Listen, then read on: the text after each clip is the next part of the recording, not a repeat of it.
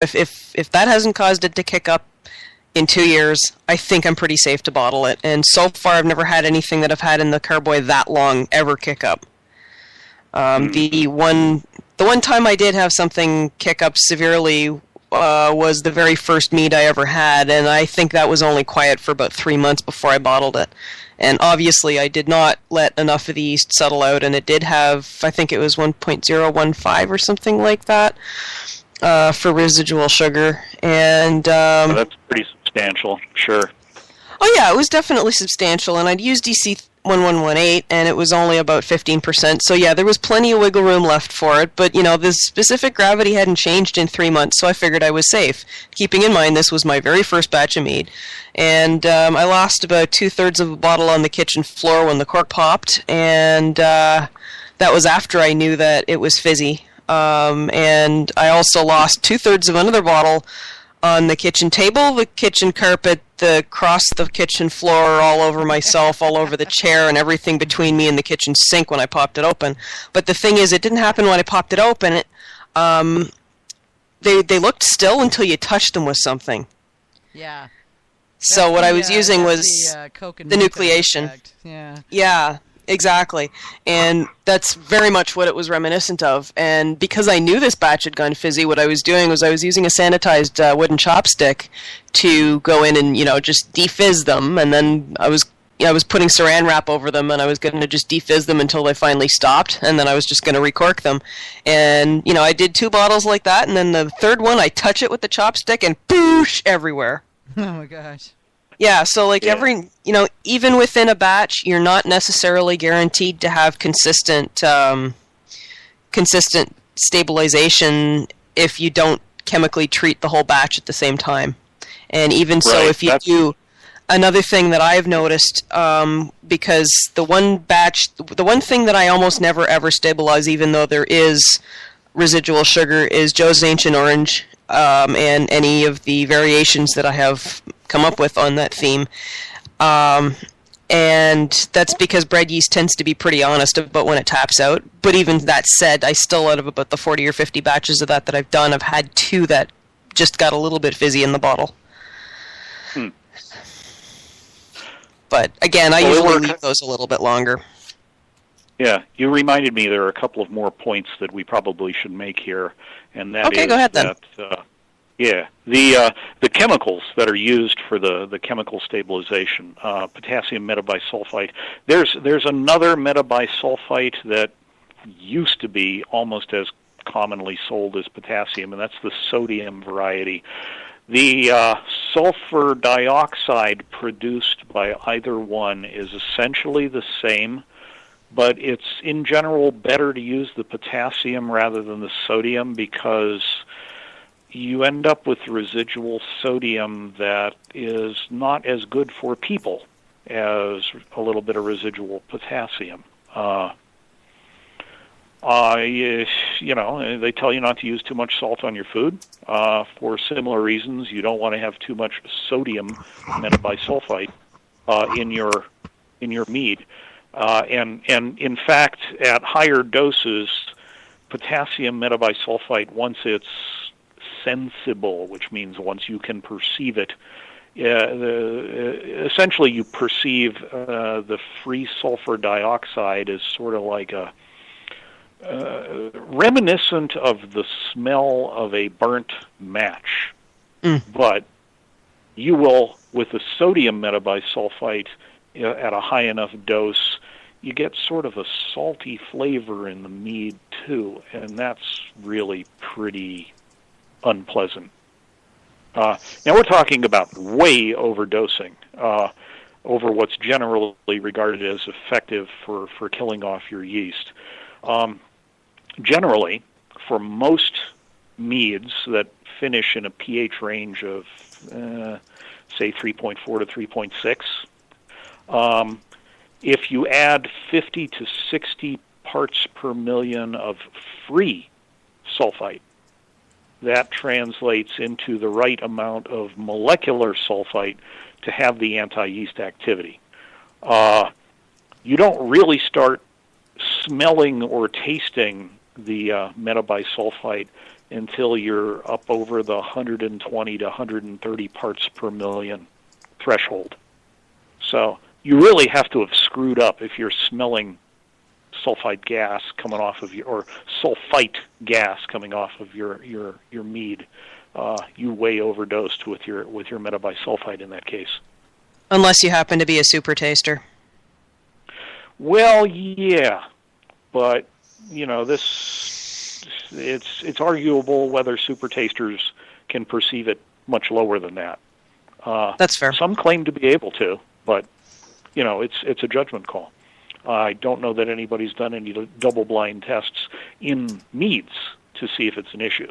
They have in wines, and that's why they generally set the lowest sensible threshold at 120, because nobody perceives it below that.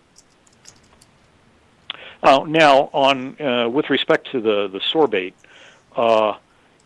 you should, as sort of good practice, if you're going to go ahead and sorbate a mead because you're leaving it at a relatively high residual sweetness, you want to do the 1-2 punch. You want to treat with sulfite first and then add sorbate.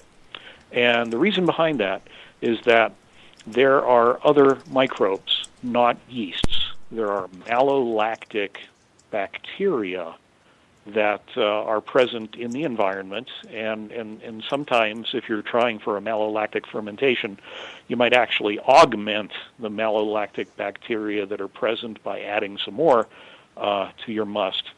And that's generally not done unless you're producing a melomel with a very acidic fruit, notably like really sour apples for a sizer. They'll have too much malic acid. The conversion that happens with malolactic bacteria, changing the malic acid into lactic acid, softens the acidic bite and makes it a little more palatable.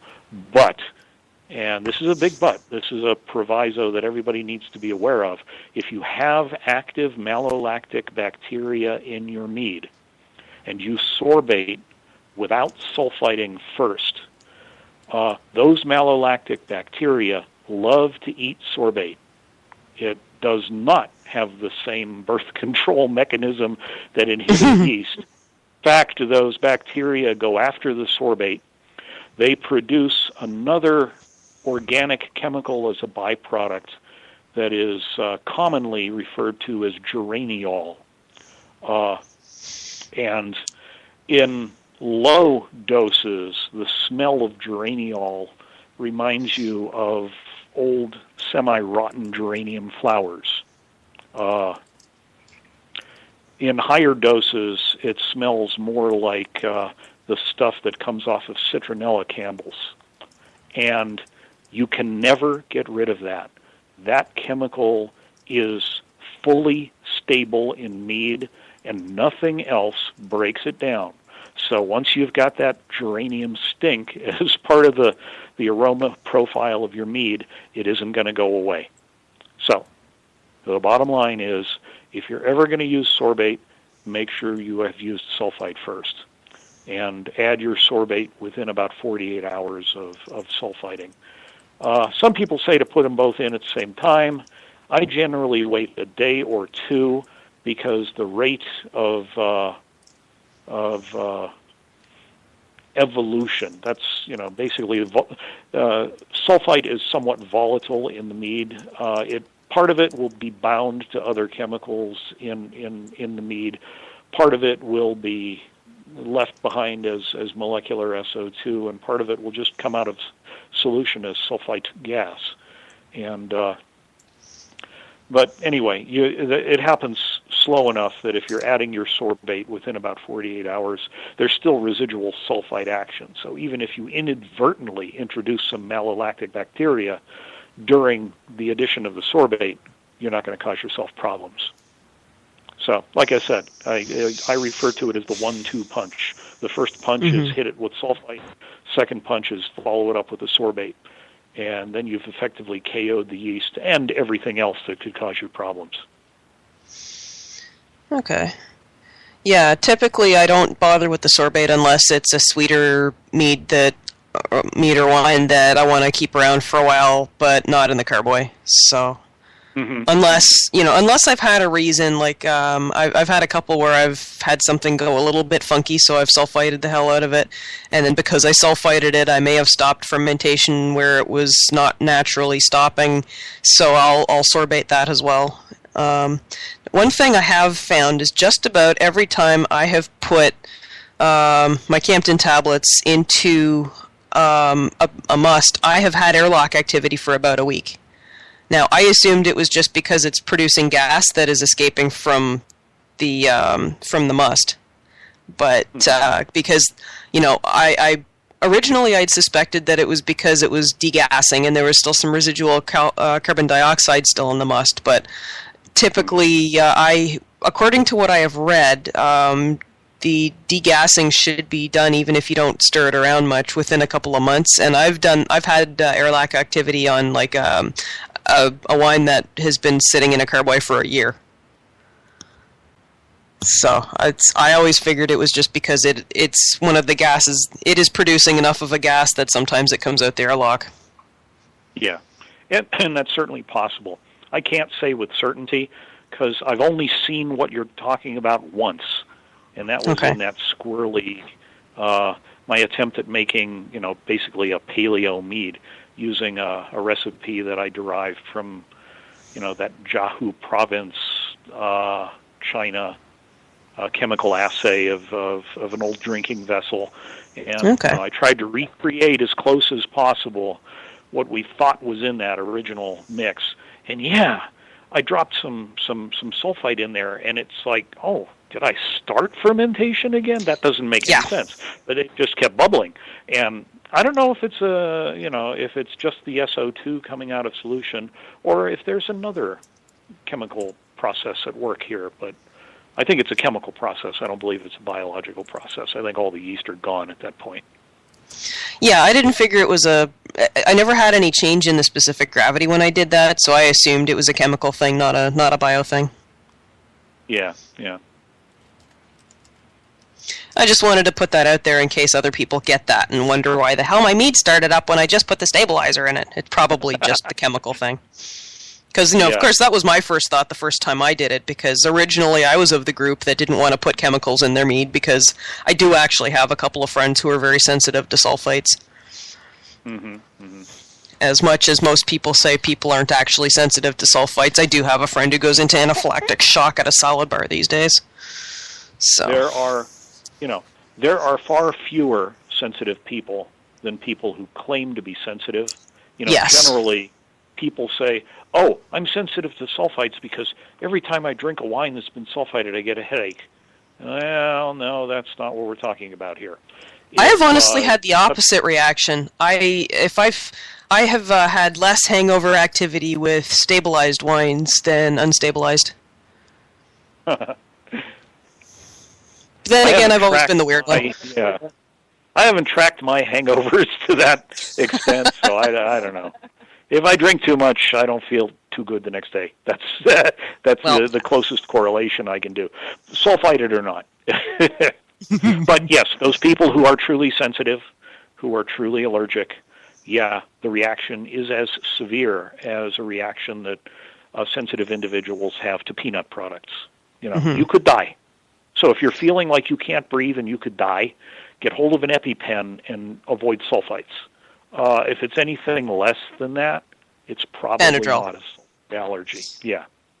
Well, personally, I use metabisulfite as my sanitizing solution, and if I happen to inhale, either when I've sprayed a lot of it around, or if I happen to be right over the jar of it or a bucket that I've just rinsed out with it and I inhale, I have to leave the room and go sit down for a minute because my lungs hate that stuff. And everybody's lungs hate that stuff. Yeah, the same chemical reaction that makes it toxic to the yeast is essentially destroying cells in your lungs. So get it out of your lungs as quickly as possible and go breathe fresh air. If you're at the point where you've mixed metabisulfite and you can smell it and you get that burning sensation in your nose, get the hell out of there as quickly as you can. You have way too much in the air. Yeah, well, I've figured out how to sort of take a sniff and let my nose tell me if there's something wrong without actually letting it get into my into my lungs, and